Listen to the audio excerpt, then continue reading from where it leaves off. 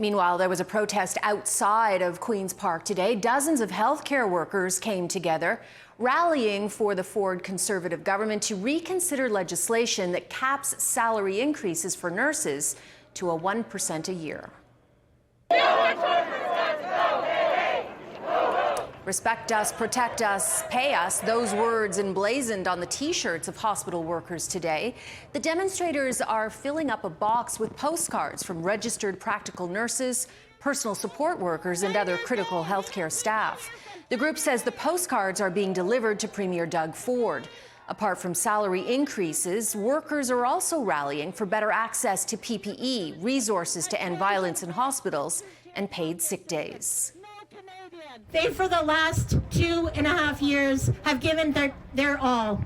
They've went into these hospitals when it was clearly very unsafe. It took a toll in stress, anxiety, physical illness, and death, as we've already heard of some of your colleagues. A lack of PPE to even protect yourselves, showing up to a shift and not having enough workers there to get the job done, putting that burden on those that were left. That's what was happening, and that is still happening in our hospitals. The unions representing the workers say they received more than 15,000 postcards from healthcare workers across the province. All Ontario opposition leaders were in attendance. Previously, the Ford government has said it is inaccurate to suggest Bill 124 caps wage increases because employees are still able to receive salary increases for seniority, performance, or increased qualifications.